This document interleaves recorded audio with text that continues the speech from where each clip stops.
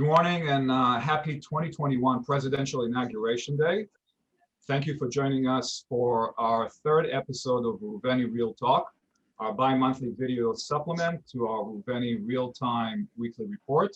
For those of you who are not familiar with our reports, I urge you to look us up and subscribe. Today, we'll be discussing the past 2 weeks of transaction from January 4th to January 17th. With me is TJ Quinn, our Director of New Development Research and a maven of all things real estate. I'm excited to announce that starting today, our live videos will also include a guest speaker. Typically, our guest will be someone who was involved in our notable transaction of the past 2 weeks. Today, our guest speaker is Stephen Cohen of Douglas Elliman, who was the selling broker for 50 Central Park South, the Ritz Plaza, apartment 27, which was reported to have sold with the last asking price of $24.5 million. Very impressive. So let's get right to it. TJ, seems like we're kicking 2021 off with a huge bang. If the first week of 2021 was not impressive enough, the second week is continuing to solidify a strong trend of demand and transactions. In Manhattan, the past 2 weeks, we've had 378 new signed contracts compared to the previous 2 weeks period of 277 new contracts. That's a 36% increase.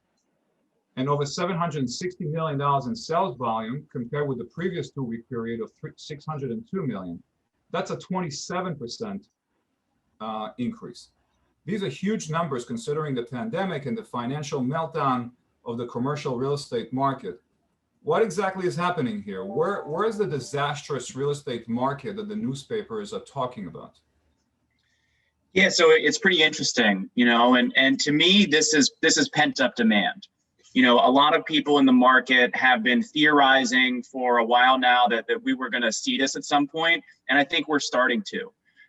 When you look at the last 2 weeks versus the 2 weeks that preceded it, you touched on it, plus 27% in terms of dollar volume. Impressive, yes. It might not be a fair comparison because the 2 weeks that preceded the two in question here, that did include Christmas. So historically was slower. What really tells the story to me is when you look at the last 2 weeks versus the same 2 weeks in 2020. And if you do that, it's plus 42% in terms of dollar volume.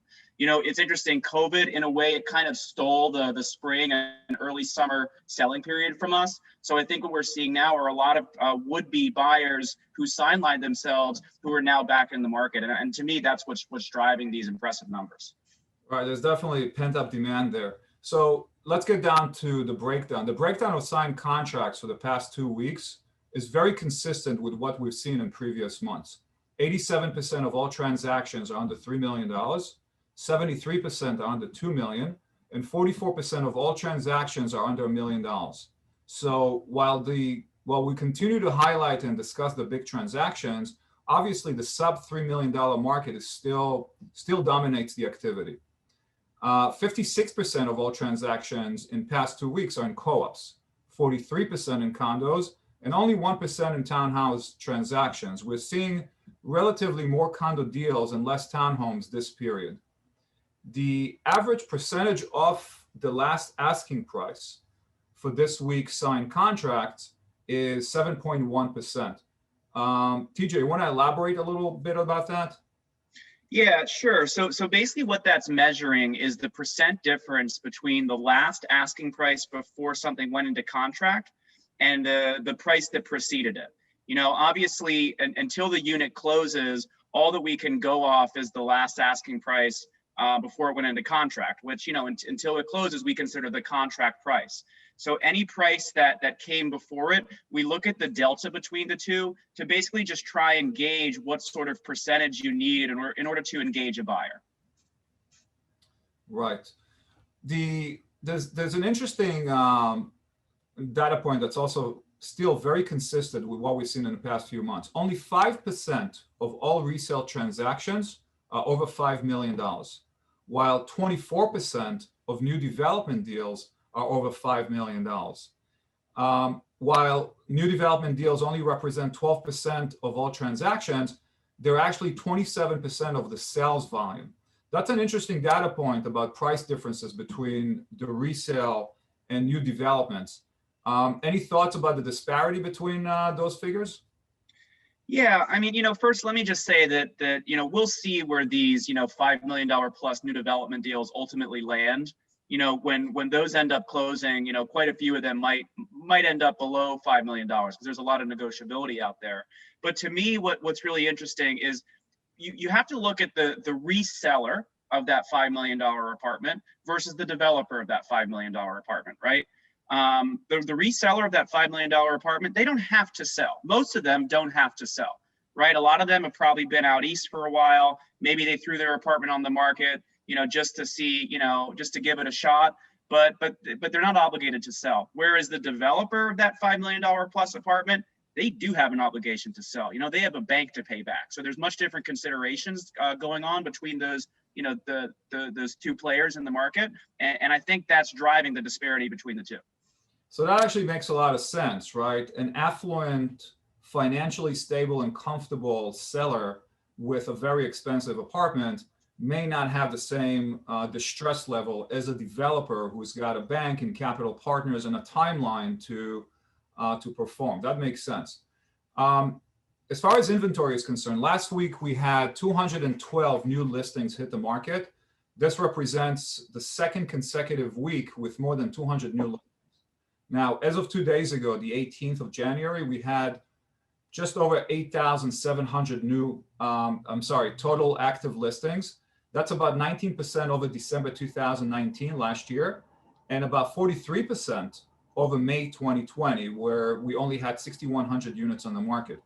I expect the number of new listings to increase in the first and second quarter of 2021. Do you agree?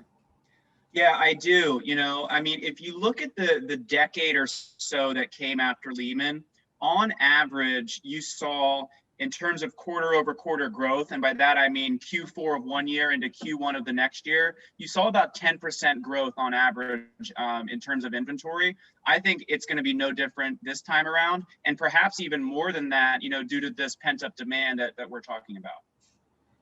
Right, and then obviously some of the projects that were supposed to open in 2020, that were planning to open in 2020, will probably now roll into launches in 2021. We just saw a couple of new projects that actually opened up, which we'll talk about a little later.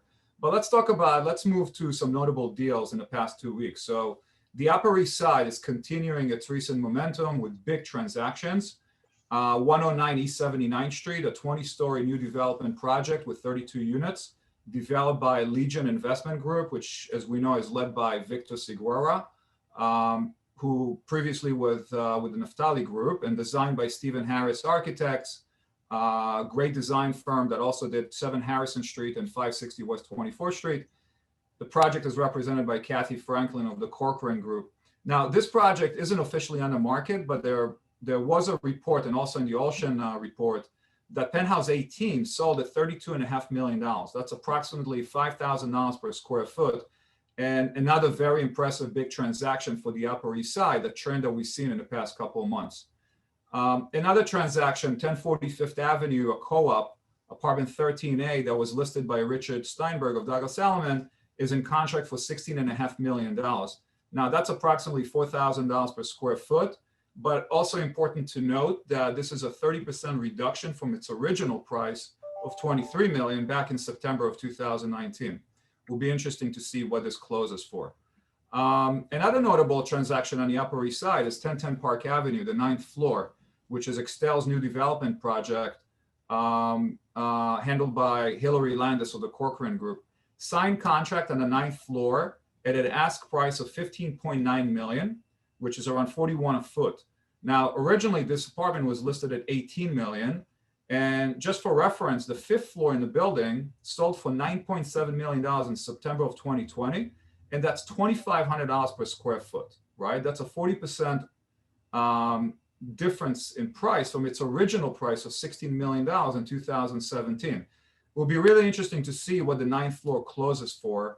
And whether it's going to continue the same trend of price and price per square foot as what the 5th floor went for. Now, the project has been on the market for a while. How much of it is sold at this point? So they've officially closed on 3 units. They have the one that just went into contract, as you mentioned, and that's out of 11 total. So about 35% sold at this point. Okay. If that number is consistent with the 9th floor, I think that's an unbelievable deal on Park Avenue for that project. That's a beautifully designed building. The West Village, we're seeing continuing strong demand in the West Village. You and I commented before on how this submarket of the West Village is pretty insulated from the rest of the city. 25 West 10th Street, which was listed by Richard Hedinger, of Sotheby's, is in contract. That was last asking price of $20 million. Was originally listed in July of 2020 for $25 million. So that's a 20% reduction on ask. We'll see what it closes for. Also at Greenwich Lane, 160 West 12th Street, apartment 74, that was listed by David Kornmeyer of BHS, is in contract for about $11 million, which is around $37 a foot. That's a big transaction. In Soho, there's an interesting transaction at 40 Sullivan, which is a 25-foot townhome that's listed by Robert Dankner of Prime Manhattan Real Estate. That's in contract for $12.5 million. And that's another big transaction for Soho in the past few weeks. We've seen a few of those, which is really great price point, very big price point for Soho. TJ, any other notable new development deals that you can think about? Yeah, we touched on this on our last talk. We have started to see a few new development projects that have been historically slow start to pick up some momentum. The one that stood out to me was probably Woolworth Tower on 2 Park Place. They put a few deals in contract recently and a few big deals. What's interesting is one of those deals has actually closed. It was signed in December. In the exact same line as the one that a similar one that just went into contract this past week. And this apartment that signed in December and is just closed was originally asking, over $3,000 a square foot. They dropped it to $2,200 a square foot, and then it ended up closing for under $2,000 a square foot. So, considering the iconic nature of that building, the level of finish, the views, everything, to get that for under $2,000 a foot is pretty unbelievable. It's still a big price point at $6.5 million. But it just shows you where the market is today versus when that building first launched, many years ago at this point, when at that time you had 30 Park Place right down the street from them that were consistently achieving, over $3,000 a square foot. I think these are unbelievable figures. I mean, so the price point for that corridor of, borderline Tribeca is incredible to me. But the price per square foot of under $2,000 a foot in a building such as the Woolworth, with the history and design, the high floor and the views, I think that's a great deal for that type of a property. So obviously it's a sign of the times. This is all about negotiations right now based on market conditions. And I think the developer is doing the right thing by reducing prices and doing deals. So a couple new projects that we want to mention. The View, which is located at 628 3rd Avenue, just launched sales officially. It's developed by Minrav and is led by Leo Carucci and Yehuda Moore. Great guys, great developers. Design is by SLC Architects and Paris Forino. We've seen a lot of Paris's work recently, very popular. And it's represented by BHS. Beautiful projects. The unit mix is studios to 3-bedroom apartments, and they have some penthouses as well. Efficient apartments, really good price point, and great product. The other new project that just launched is the Maverick at 215 West 28th Street. 21 floors, 87 units, developed by HAP and led by Eran Pollack, very prolific developer with projects all over the city. Architecture and design by DXA, very, very good architectural firm, very smart guys. And this is represented by Douglas Elliman. So these are 2 notable projects. Okay, good. What I'd like to do now is bring on our guest speaker, Stephen Cohen, who will join us in just a few seconds and have a discussion with Stephen. Hi, Stephen. Hey, how are you, Shlomi? I'm doing really well. How are you doing today? I'm doing well, thanks. I love what you're doing here. A lot of good information. Thank you. Thank you. Well, I'm hoping to get a little more information out of you now. So, Stephen is with Douglas Elliman. Stephen is ranked by the Wall Street Journal as one of the top brokers nationally and in New York. Excellent resale broker, very smart. Also with new development experience, having represented projects such as Extell's Carlton House on the East Side and Simon Barron's project at 12 East 88th Street. Stephen is the selling broker for the recent transaction at 50 Central Park South, apartment 27, which was last listed at $24.5 million. I'm very happy to have Stephen with us. Thank you for joining us. I'm happy to be here. So, Stephen, let's start with 50 Central Park South. I mean, that's an incredible transaction, I think, in today's environment. How do you, there's a lot of stuff out there. There's a lot of stuff on the market. If you do a search on StreetEasy today, within the corridor of Central Park West, Fifth Avenue, Central Park South, Upper East, Upper West for special apartments, you'll come up with a very long list. Mm-hmm. Why did you sell this one? Why now? Okay. That's a great question. Why now? So there's a few things. First of all, this is a very special apartment. It's unique in the sense that it's 7,000 square feet of interior. You're sitting smack in the middle of Central Park South, and you have exterior space of 1,500, including two of the largest terraces, one of them fronting the park. So there are views not that are seen in most, even your greatest units. This is very unique to have those views of the whole park laid upon you, as well as the outdoor space. So that's what's truly unique.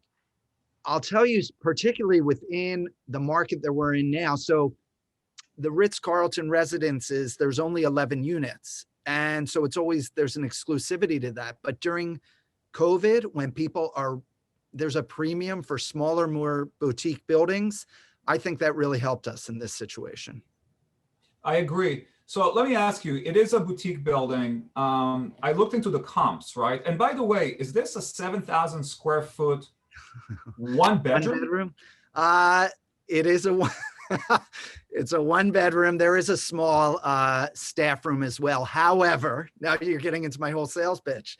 There was a gym. The owners created this very specifically, obviously for their own needs, but there was a large gym in the back, and the whole apartment could easily be kept the same, and you could easily carve out 3 additional bedrooms with 3 bathrooms. So that was very helpful in selling. Yeah, that's like the pinnacle of luxury. I mean, I looked at the plan, I looked at the finishes, I looked at the design. It is spectacular. It kind of offers you everything that you could ask for in a home. And the privacy aspect, I see that throughout the market right now. The privacy aspect is really on the top list of every buyer out there at that price point. So let me ask you, I looked at some comps in the building. The most recent sale comp was on the 33rd floor in September 2017.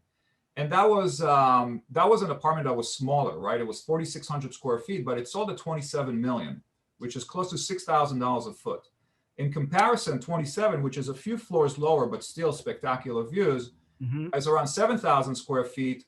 And at this price, at around $3,600 a foot. Can you talk about the pricing a bit, and how do you price a unit in today's market, and why the price difference between the last comp and this unit? Okay, so what I can say is I'm familiar with both units. 33 was more recently designed and had a much more contemporary design, and basically was move-in.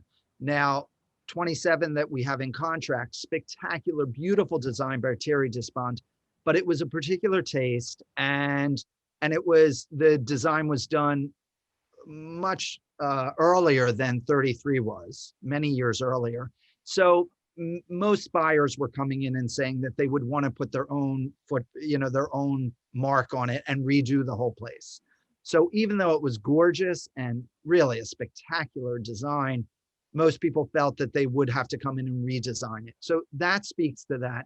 The other is, of course, 2017 as compared to December of 2020 or January of 2021, completely different markets, if I would have said to you 2017 pandemic and COVID, you would have had no idea what I was talking about. So, we're living in a very different world.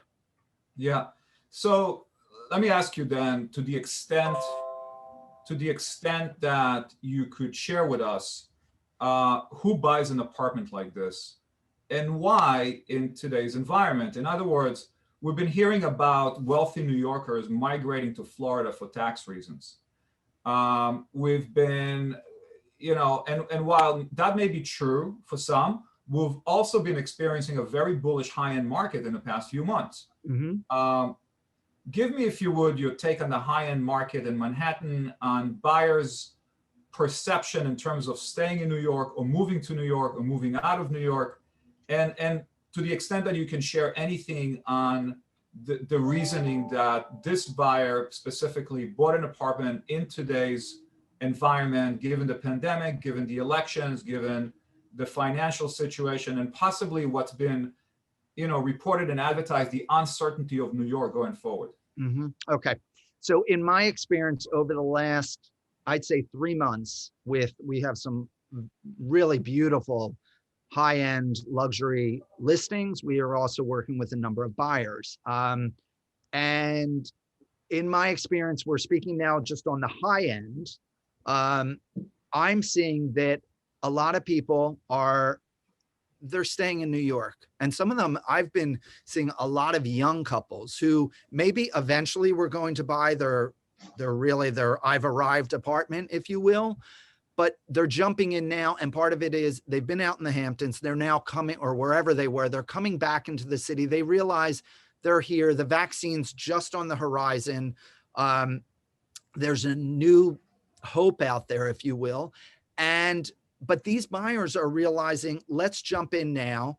There may be an opportunity now. And I think that's a really important piece, that there's opportunities now. And if something is compelling, and if the price is compelling and there's perceived value or an opportunity, that's where I'm seeing the people come.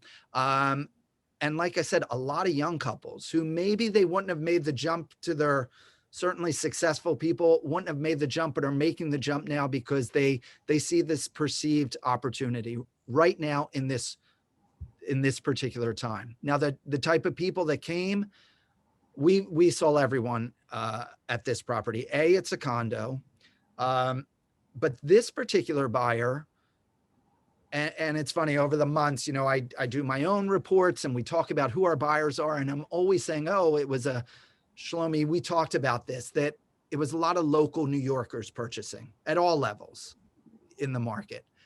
But this particular buyer was an international buyer. And I was reminded, as I was thinking about our talk today, that I had another international buyer during COVID, and both were sight unseen. So that's the buyer. Normally, we've been seeing a lot of local New Yorkers, but in these two higher end listings or sales that I've done, they were both international and sight unseen. That's really interesting. I recently had a big deal that I closed, also sight unseen. The broker was there doing a FaceTime presentation to the buyer who could not or would not come into New York. And it was a sight unseen purchase.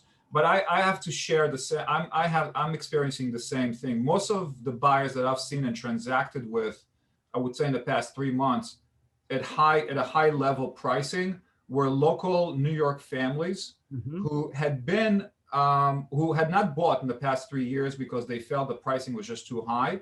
Not because they weren't able to purchase. They're very capable financially, very comfortable, but did not come into the market because they felt that it was just the market was too hyped up. But today, they have the commitment to New York. They're staying in New York. Their kids go to school in New York. They work in New York, and they believe in the future of New York.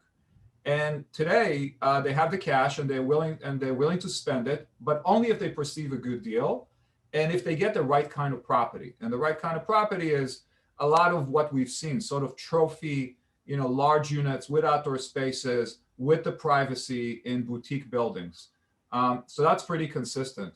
Let me ask you, there's local government elections coming up this year. Mhm. There's been a lot of discussion and talks about the state of the city. We're obviously seeing the commercial real estate market is, we're experiencing a very good market in the residential market and on the high end, but the commercial market is taking a huge hit, right? Offices, commercial buildings, retail, multifamily portfolios, the hospitality business, and you can see it, right? You can see it as you walk through the city. What are your thoughts about the state of the city, in terms of investment, in terms of residency, people coming back after COVID, and then the effect of local government? Okay, so that's a lot, but first of all, listen, I'm an optimist, and with New York City, and we're getting to the when. I was saying early on, it's not a matter of if. You'll remember early on, is New York City dead? Is it finally the end of New York City? And I was saying the whole time, it's not a matter of if, it's a matter of when, meaning when will New York get back? And we may not quite get back to the original numbers that we're talking about in 2017, 18. Of course, eventually we will, and way surpass them. But if you look at history of New York City, we always come back. This city is a vortex. It attracts people. There are other certain international cities, Berlin, there is something they can be down, but they come back. You can just look at New York City. If you look at the 1970s when, quote, New York City was dead, and when, Saul Steinberg bought his apartment at 740 Park for, I think it was 250,000, and then sold it for 34 million in the early 2000s. It always comes back. It's always better. I think that what will happen, and I don't think this is a bad thing, is we have been so frothy and crazy with pricing, that, listen, it's still New York. We're not in Kansas all of a sudden. There's still going to be high prices, all relative. But I think New York City also might get a little soul back, which I don't think is a bad thing at all. Yeah. Tell me, you talked about perceived value with your buyers. What is that? What is perceived value, and how do buyers evaluate a purchase today? Is it a blanket across the board percentage discount, or how do they evaluate it, or rather, how do you do it with them? So perceived value, listen, everyone's perception is their own, but certainly, as you said, there's a lot of great premium and real luxury trophy properties, if you will, out there, special properties in special buildings. I think that, listen, if it's not compelling, it's not selling. And part of that is pricing. Pricing is more important than ever. I speak about pricing all the time, but in this market, absolutely, pricing is more important than ever. And I'll go back to 50 CPS for a moment, something that sellers say to us all the time, well, we don't want to lower the price, but just tell everyone, we're open. Listen, do I think that's the best? No, I think lowering your price is the real sign that you're a serious seller and makes that property more compelling, because you've got the real price on there, a more compelling price. However, there are, in many cases, where for whatever reason, the seller doesn't want to reduce the price, but they say, but we're willing to go to a different level. What I did with 50 CPS and why I believe we got that broker to come in with this buyer was I was communicating and reaching out and saying, listen, you've seen this property, this property, it's priced here, but I think you might be able to get it at a different level or a different price, a little bit less. Don't just be blinded by that one price tag. And I know in this case, that's what got the deal done. So it's important. Listen, we have to get back to, it's amazing. We're on Zoom, emails, but when it comes down to it, the old fashioned way of talking to other brokers, we do it all the time, communicating. That's what gets the job done. Yeah, I agree. Part of it. I agree. So, I could talk to you for a long time, but I need to fit in as much in as possible. You're a smart broker, and it's great for brokers out there to hear what you have to say. Let me ask you about the industry. Mhm. Any changes in our industry going forward based on some of the changes that we're seeing with COVID, or possibly, this industry is different today than it was 10 years ago, 15 years ago. There No are different question. players. The corporate aspect of the business is definitely changed a lot. And brokers' relationships with their own companies, I think, has changed a lot in the past few years. Do you see changes in the industry going forward? I mean, there's a lot of talk about technology. There's a lot of talk about a disruption in our industry. Do you see any of that? Yeah, of course. I mean, if you look at, listen, I think that there's always blessings and silver linings. If you look at what COVID brought out, the fact that we can do this and I can be in my office and we can all be where we are and yet communicate and get it out there faster and quicker. I think that's terrific. Virtual closings, I think are amazing. So I do, I see that there are changes. But when it comes down to it, listen, we're human beings. We're selling, at least particularly, I won't say at least, particularly in residential real estate, even if it's investment, it's an emotional sale, it's someone's home or one of their homes. And so there needs to be a human touch to that. And I think that's very important. And so this may get us even more, get back to that. In terms of other changes, I see that, fortunately or unfortunately, I think that the number of brokers in the industry actually may weed out, and we may lose the number of brokers in the industry, agents in the industry. But I think teams and good, strong teams will become more the bedrock of our industry. That's interesting. So it actually leads me to the next question. Our industry is struggling. For sure, the past few months have been really good to certain brokers who have made big deals, but these are challenging times for our industry and for many brokers, and many of whom are struggling and experiencing the worst year of their career, right? As an experienced, mature, successful broker, within the context of what we're experiencing right now and looking at 2021, what advice or recommendations do you have for brokers? Okay. So I'm going to go back to early pandemic. And I remember Howard Lorber of Elliman and, Pam Lehman of Corcoran and some of the other leaders of our industry, owners or people that ran the companies, our firms, were all on a Zoom call together. And there was really a feeling of we're in this together and we're here to support each other. I've always believed that. I know, Shlomi, you feel the same way. We're here to support each other. When the more you give and put out there to help others, I think it comes back to you. On Friday, there's a broker who hasn't been in the business nearly as long as I have. And he and I we communicate, we were in touch, and we met up and just walked in, got some coffee and just walked in the park to talk. We were just talking about our business, where we're going, plans. He was asking me some questions. He actually gave me some great ideas. Sharing ideas and supporting each other is so important. The other thing I'd say is we're fortunate. We have teams, and I rely heavily on my team, and they hopefully rely on me. But this can be a lonely business. Certainly, if you're as many brokers or agents are, they're just one off. Communicate with others, reach out to others. It's mindset. And Jade Mills in Beverly Hills, who's a phenomenal broker and a friend who I adore. She posted something the other day. She is the most upbeat, positive woman. And she posted something on Instagram just about, you don't always have to be in a good mood. And this woman's, in my perception, always in a good mood. And I really needed to hear it that morning. So it's small things like that, being authentic and just supporting each other. There's enough to go around. I truly believe that. Yeah. Thank you for that. I think anything that we can give based on our experience and our know-how is always helpful. It's the reason why we do this.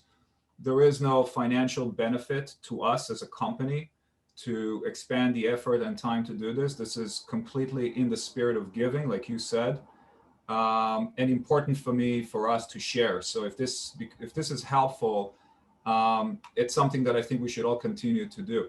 And I think state of mind, like your friend in Beverly Hills, is extremely important. Thank you, Steve. Stay with us. I just want to finish with a couple of words. There is a quote that I like, which goes, "The secret of a rich life is to have more beginnings than endings." Well, today is certainly a good new beginning. 2020 was a very challenging year for so many of us. The pandemic, the political instability, the social and political divisions, the economic hardships, they all disrupted our lives and communities in unimaginable ways. And I think that these painful challenges may be with us for a while longer in the foreseeable future. But it is a new year. It is a new beginning. And definitely today is a new day. We have a new president and a smart, experienced administration with big plans to revitalize the country in so many important ways. We have an upcoming local government election this year and an opportunity to elect new and strong leader to manage our city. We have strong business momentum. Our industry is resilient and creative. New York City is the world's capital, and I have absolutely no doubt it will continue to shine and attract the best of talent and investment. And we have Kamala Harris, who will be the United States' first female vice president, the highest ranking female elected official in US history. And as a Jamaican American and Indian American, she'll be the first person of color vice president. I mean, seriously, given all the hardships and challenges and everything we've experienced, if the US can accomplish that, then everything is possible for everyone. On a personal note, I just want to say my youngest daughter, Ori, is turning 1 year old today. Happy birthday, Ori. I want to thank everybody for joining us today for Reuveni Reel Talk. And thank you, Stephen, for joining us as our first guest speaker. I really appreciate it. I hope everybody found our discussion informative. We welcome your input, your suggestions, your questions and comments. Please subscribe to our weekly In Real Time report and follow us on social media. Our next In Real Time report will come out on January 25th, and our next Real Talk video discussion will take place on February 3rd. Until then, stay safe and wishing you all happy selling.